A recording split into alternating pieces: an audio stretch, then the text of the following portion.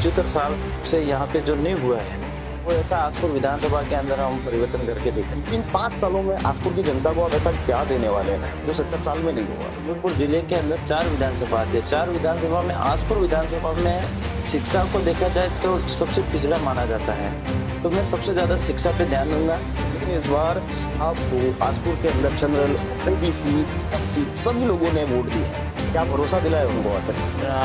93,000 vote लाया, 93,000। इसमें से मैं मानता हूँ कि मतलब 10 से 15,000 वोट में जनरल से लाया। आसपुर विधानसभा के अंदर तीनों ब्लॉक स्तर पे भी कॉलेज को और राजकुमार रोड की दोस्ती, दोनों विधायक हो आप, पहले ये कहा जाता था कि दोस्त थे, अब दोनों विधायक हो, आखिर ये दोस्ती की शुरुआत हुई है? तो क्यों नहीं हम आदिवासियों के नेताओं को एक्टिव करने के लिए हम कॉलेज में संगठन खड़ा करने की कोशिश करें। अब सत्ता में बीजेपी सरकार है, पिछली बार हुआ था कि जब कांग्रेस को जरूरत पड़ी दोनों विधायकों ने मदद की, इसी हिसाब से कुछ काम ज्यादा हो गए। लेकिन इस बार आप भी विपक्ष में कैसे तालमेल बैठाएंगे बीजेपी के साथ और कैसे काम करेंगे? नमस्कार, आदाब, सत श्री अकाल, जय श्री राम, जय जौहार। मैं जुगल कलाल। आज मैं पहुंच चुका हूं आसपुर। यहाँ से जीते हुए विधायक हैं उमेश मीणा, जो कि अब विधायक बन चुके हैं। कॉलेज की राजनीति से उन्होंने अपना राजनीतिक सफर शुरुआत किया। बीपीएम से पहली बार वो प्रेसिडेंट बने। 2018 के अंदर उन्होंने चुनाव लड़ा, मात्र 5,000 वोटों से वो चुनाव हारे। लेकिन 2023 में फिर चुनाव लड़ा, इस बार 24,000 वोटों से वो चुनाव जीते। आखिर उमेश जी, आपको जीत कर कैसा महसूस हो रहा है? जीत कर सबसे पहले तो आप यहाँ घर तक कवरेज करने के लिए आए, इसके लिए मेरी ओर से खूब धन्यवाद, जोहार। आज आपने पहले ही बताया कि 2016 में एसबीपी गवर्नमेंट कॉलेज से मैं प्रेसिडेंट रहा और 2018 के अंदर मैं चुनाव लड़ा था, उस समय 4,500 वोट कम पड़े थे। इसके बाद लगातार मेरी मेहनत रही, कार्यकर्ताओं की मेहनत रही और 2023 के अंदर मैं मैदान में आया और 30,000 की लीड से जीता। तो काफ़ी सारा आज कार्यकर्ता और जनता में एक खुशहाली जो 70-75 साल से यहाँ पे जो नहीं हुआ है, वो ऐसा आसपुर विधानसभा के अंदर हम परिवर्तन करके दिखाएंगे। इन 5 सालों में आसपुर की जनता को आप ऐसा क्या देने वाले हैं जो 70 साल में नहीं हुआ? आसपुर के अंदर सबसे दिक्कत है और कमी ये महसूस हुई मुझे शिक्षा पे। आज हमारे डूंगरपुर जिला है, डूंगरपुर जिले के अंदर 4 विधानसभा आती है। 4 विधानसभा में आसपुर विधानसभा में शिक्षा को देखा जाए तो सबसे पिछड़ा माना जाता है, तो मैं सबसे ज़्यादा शिक्षा पे ध्यान दूंगा।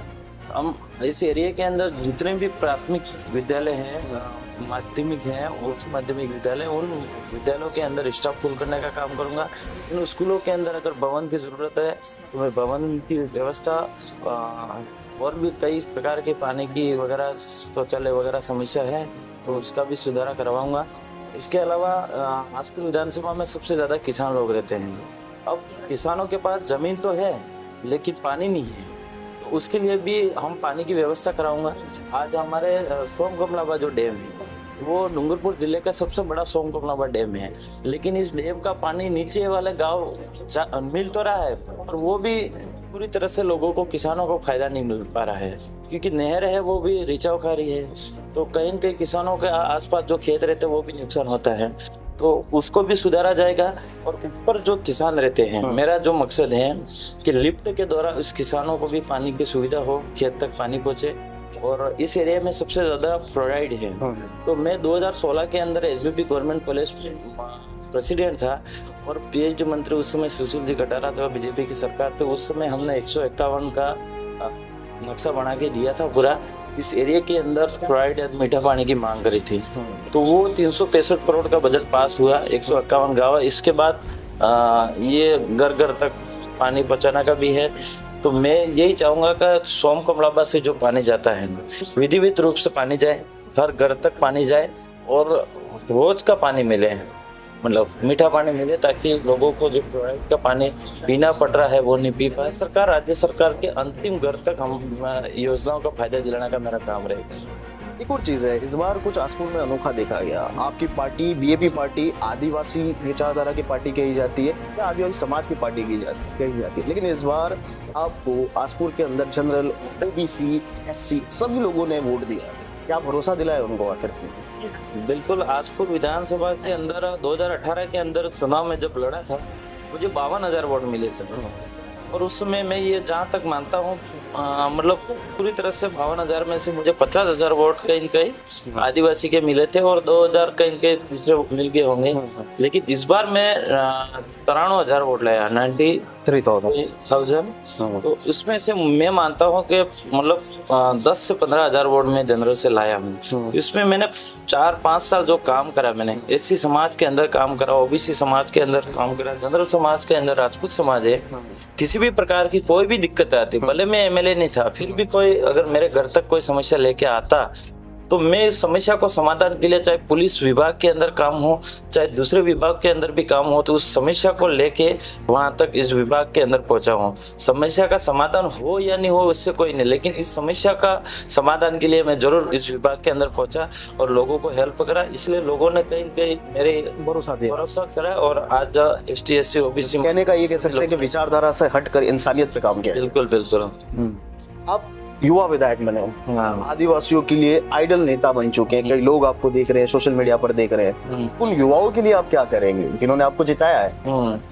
बिल्कुल, युवा आज सबसे ज्यादा युवा आए हुए हैं और बुजुर्ग भी मेरे साथ है। मैं ये नहीं बोल सकता बुजुर्ग मेरे साथ नहीं है। 2018 के बाद तो मेरे पास बुजुर्ग भी आया, बुजुर्गों का आशीर्वाद मिला, तब जाके मैं इतने लीड से जीता हूँ। तो युवाओं का सबसे बड़ा मेरा यही है कि इस आसपुर विधानसभा के अंदर तीनों ब्लॉक स्तर पे मैं कॉलेज खोलूँ। इसके अलावा मेरे घोषणा पत्र के अंदर भी यह है कि मेरी तरफ से एमएलए मेरी तरफ से तीनों ब्लॉक स्तर पे कोचिंग सुविधा करूँ, लाइब्रेरी खुलवाऊँ, ताकि जो युवा है पढ़ाई कर रहे हैं, 12वीं के बाद कॉलेज होती है, कॉलेज होने के बाद कंपटीशन के लिए कोई एग्जाम हेड करता है, तो कई सारे बच्चे जो उदयपुर जाके कोचिंग नहीं कर पाते, जयपुर जाके कोचिंग नहीं कर पाते, तो मैं ऐसी यहाँ सुविधा कराऊँ, अच्छी फैकल्टी डालो कोचिंग के अंदर, सेंटर के अंदर, ताकि बच्चे उदयपुर जयपुर में जाके यहाँ पे कोचिंग की सुविधा ले पाए और उनका कंपटीशन एग्जाम फाइट कर पाए और नौकरी प्राप्त कर पाए। मतलब कहने को ये कह सकते हैं कि जो कॉलेज में, स्कूल में जो आपको सुविधा नहीं मिली, वो सुविधा उन बच्चों को दी जाएगी। एक और चीज काफी चर्चा में, आपकी और राजकुमार रोड की दोस्ती, दोनों विधायक हो आप। पहले ये कहा जाता था कि दोस्त थे, अब दोनों विधायक हो। आखिर ये दोस्ती की शुरुआत हुई कैसे?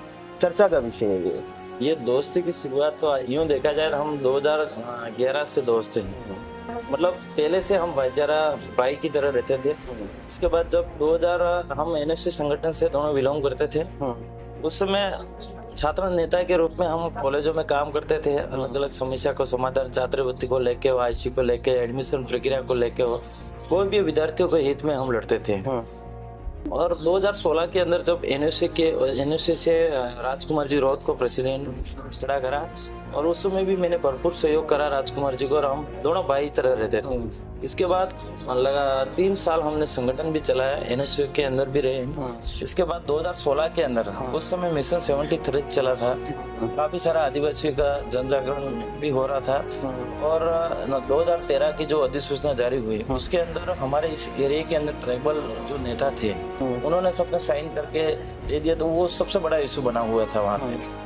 तो हम लोगों ने ये चाहा था कि आदिवासियों का एक अलग से संगठन बनाया जाए, और आदिवासी की आज तक कोई कांग्रेस बीजेपी के अंदर जो MLA जीत के जा रहे हैं, आदिवासी तो जा रहा है, लेकिन वो आदिवासी की पैरवी नहीं कर रहा, आदिवासी की आवाज़ नहीं उठा रहा है। तो क्यों नहीं हम आदिवासियों के नेताओं को एक्टिव करने के लिए हम कॉलेज में संगठन खड़ा करने की कोशिश करी थी। और उस समय हम भील प्रदेश विद्यार्थी मोर्चा के से मैं जीता, और भरपूर राजकुमार जी का भी उस समय सहयोग रहा, पूरा समाज का सहयोग रहा। एक ट्रैक्टर ड्राइवर से लगा के, डंपर ड्राइवर से लगा के, बुजुर्ग तक इस कॉलेज में जो 45 साल का कोई इस कॉलेज से कोई लेन देना नहीं होता, वो भी इंटरेस्ट से वहाँ पे वोट डलवाने का काम करा था। उस समय जीते थे। इसके बाद जन जागरण होने के बाद 2018 के अंदर चुनाव लड़े हम, तो 2 MLA जीते उस समय, और आज 3 MLA बने, और एक MP के अंदर 4 MLA के से। अब सत्ता में बीजेपी सरकार है। पिछली बार हुआ था कि जब कांग्रेस को जरूरत पड़ी, दोनों विधायकों ने मदद की, इसी हिसाब से कुछ काम ज्यादा हुए। लेकिन इस बार आप भी विपक्ष में, कैसे तालमेल बैठाएंगे बीजेपी के साथ और कैसे काम करेंगे? देखो, बीजेपी से हम तालमेल, तो आज सरकार पहले कांग्रेस की सरकार थी, अब बीजेपी की सरकार है। अब रही बात बजट की है, तो हमारे जो कोटे में है, MLA कोटे में जो बजट है वो तो आना ही वाला है। इसके अलावा भी हम लड़के विभाग है, अलग अलग विभाग है, बहुत सारे विभाग है। मतलब आज तक मैंने ये स्टडी करी, अभी तक मैंने कई काम कराना स्टार्ट नहीं करा है, लेकिन राजकुमार जी ने काफ़ी सारे इनके विधानसभा के अंदर काम कराए हैं। जरूरी नहीं है गवर्नमेंट के अंदर मंत्री बन के ही काम कर सकते। आज कांग्रेस के अंदर 17 मंत्री हार चुके हैं, मतलब करोड़ों रुपए का विकास करा दिया, फिर भी वो हारे। लेकिन क्योंकि उन्होंने सड़कें बनाने के अलावा आम लोगों के लिए कुछ नहीं करा। हम लोग, हमारा ये प्रयास रहेगा कि छोटी मोटी जो भी योजना है, केंद्र सरकार राज्य सरकार की योजना है, उस मूलभूत जो लोगों की सुविधा है, योजना का जो फायदा आज तक लोग नहीं उठा पा रहे, उन लोगों तक योजना का जानकारी दिलाए हमारे कार्यकर्ताओं के मार्फत से, और वो फायदा उठा पाए। आज लाखों करोड़ों रुपए अरबों रुपए की योजना है, लेकिन अंतिम घर तक पहुंच ही नहीं रही योजना। हर गांव तक, हर पंचायत तक नहीं जा पा रही है, उठा ही नहीं पा रहे हैं। तो इसको हम सबसे ज्यादा ध्यान देंगे, और सड़कें वगैरह है वो तो बनाएंगे सही, वो तो चलता रहेगा, वो चलता भी रहेगा, बनाएंगे। हम ये नहीं कह रहे हम नहीं बनाएंगे, पानी पे ध्यान देंगे, सड़कों पे ध्यान देंगे, बिजली, स्वास्थ्य, शिक्षा पे, सभी पे ध्यान देंगे। लेकिन हमारा प्रयास रहेगा कि अंतिम घर, जो गरीब घर है, जिसको ये नहीं पता है कि ऑनलाइन क्या चीज होती है, जिसको ये नहीं पता है कि इस केंद्र सरकार और राज्य सरकार की ऐसी योजना रहती है, उसी योजना का भी हम फायदा उठा सकते हैं, वो जानकारी नहीं है, उस घर तक हम ये जानकारी पहुंचाने का काम करेंगे और फायदा दिलाने का भी काम करेंगे। मेरे कार्यकर्ता पहुंचेंगे वहाँ पे, कार्यकर्ता से नहीं हो पाएगा, मैं बैठा हुआ वहाँ पे, किसी भी प्रकार से विभाग के अंदर कोई समस्या आएगी तो उस हम समस्या का समाधान करेंगे और अंतिम घर तक ये पहुंचाने का काम करेंगे। ये हमारे साथ थे बीजेपी पार्टी के विधायक उमेश मीणा। इन्होंने अपने विजन बताया कि 5 सालों में वो क्या करेंगे आसपुर की जनता के लिए, आदिवासी युवाओं के लिए, आदिवासी समाज के लिए, क्षेत्र की जो जनरल ओबीसी एससी कम्युनिटी रहती है, जिन्होंने उनको वोट दिया, भरोसा दिलाया जीत का, उनके लिए भी वो क्या करेंगे। उनका सबसे जो अच्छा मुद्दा निकल के आ रहा है वो फ्लोराइड है। कहीं ना कहीं वाकई में आसपुर बड़े लंबे समय से फ्लोराइड में फंसा हुआ है। दूसरी बात जो उन्होंने की, शिक्षा की, जो 3 ब्लॉकों पर कॉलेज खुलेंगे। एक बात मैं आपको बताना चाहूंगा कि आजादी के इतने साल बाद भी आसपुर के अंदर सरकारी कॉलेज कुछ समय पहले ही खुला है। ऐसे में कहीं ना कहीं उनका विजन है। अब ये देखना होगा कि 5 सालों में ये क्या काम करते हैं, कैसे लोगों की उम्मीदों पर खरे उतरते हैं। देखते रहिए मुझे, मैं जुगल कलाल, मेरी टीम के साथ डूंगरपुर। धन्यवाद।